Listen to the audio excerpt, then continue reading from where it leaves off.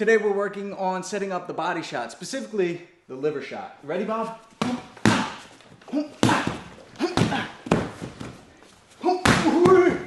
How are you still standing, Bob? Pop quiz. What side of the body is the liver located on? Right. Yes, because the left hook hits it. But that being said, don't think that I can only hit the right side of my opponent's body. I've noticed that a lot of people think that, and they neglect hitting this side. Ribs are still there. You still got organs there. Solar plexus is right in the center, right where the rib cage meets the sternum. So all of these are tender areas to hit. You can absolutely and should be targeting these areas. But I find it funny that people always talk about the southpaw advantage. But if Vince is in that southpaw stance, he's got his liver closer to me. So I'm trying to hit it with the side kick, hit it with the jab, hit it with the cross to the body. So they're also at a disadvantage because they got the liver a little bit closer. Let's go over some setups, some ways to hit that liver shot, some of my favorite options, and then Vince will share a couple too. Actually, I'm going to steal yours for one that you did years back in a Fight Tips video. Okay. So you might have it, and then he's going to be like, damn, I stole it. All right, here we go. So let's go off the first bat with a punch. One of my favorite ways to set up the left hook to the body or that shovel uppercut to the body is by faking a right hand. That's so I can get close enough. So normally we're outside of punching range. I start working my jabs and crosses to get into the straight punch range, but I can't land this tight shovel hook from here, right? Vince is probably going to catch me with a punch if I go reaching for it from here. That's no good. So what I like to do is fake a right hand and then start to step offline. So I step with my lead foot as I fake the right hand. Hopefully I get that reaction where Vince shells up. And now as I bring the rear foot in, that's when I'm firing off this left hook to the body. And then of course I need to exit clean from here so I can continue fading off this way. But one way to kind of ensure that you're not going to run into the right hand is what I like to do is when I fake this, I trap his cross hand with his hand here. I can even push this up as I wind up for my left hook to the body.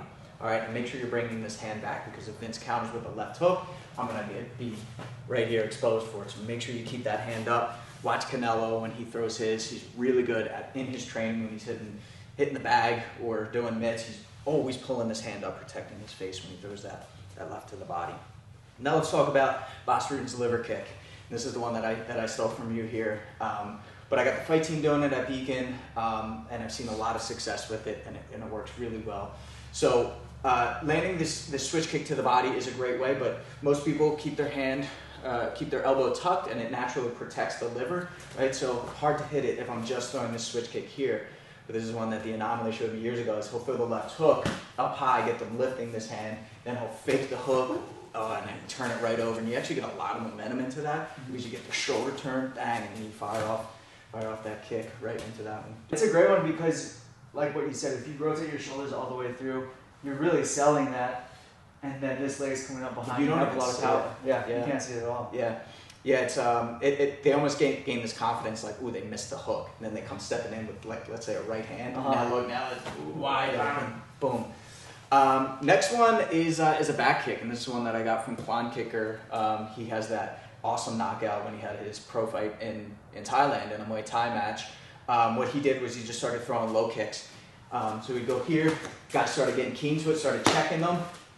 Here, and then right as that foot lands, comes back, bang, and he said when he was warming up for this fight, he's like, all I did was work on my accuracy. I just worked on throwing that back kick.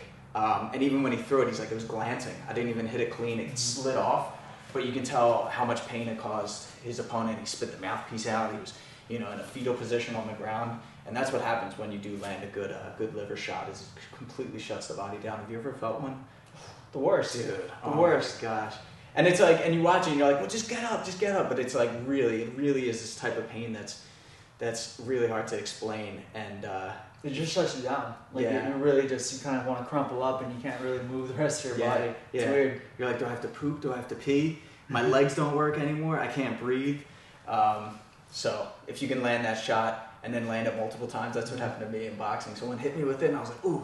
Took the rest of the round off, came back out, hit it again, sure enough, and I'm like, no way did that just happen twice in a row. It's terrible. And oftentimes too, like when you hit it that first time, you can kind of tell, right? You see your person give a little something, you see them start guarding that liver up a little more. Yeah. So then you want to set it up and get that second shot in. Yeah. So one of the setups I like to use is kind of playing with pinning this arm. Mm-hmm. So my coach Adam Learn taught me that one. Yeah. And I know we were practicing it the other day, Yeah. but coming up high with the hook up here, but I'm really almost like slapping this in. So I'm getting Shane to pin his arm up high. Yeah. And once I've got that going, I can easily reload and come right back up for that liver shot right there. Yep.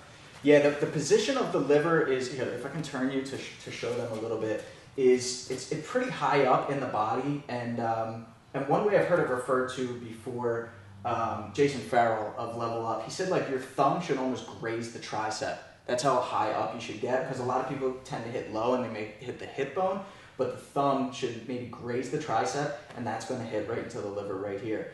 So depending on where Vince's elbow is, if I'm throwing, let's say, a left hook to the body, I either have to get around it behind, and that's going to be more of that circular hook, or if his arm is a little further back, this is what Andy Sauer showed me, is throw more of an uppercut and more direct and come up this way. But either way, get around the object, or you know, the barrier being Vince's elbow to protect, get around that shield or get through the shield.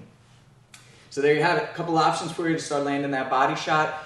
Don't go reaching for it, all right? If you're leaning or extending too much, you're gonna get countered on the way in with punches, so make sure you're getting close enough. Do that with your feints, trap the arm. Once you're there, then you can land it and then exit clean, or you can use the kicks, right? Set it up with hands, get them to lift their arm, hit it with the body kick, or that spinning back kick.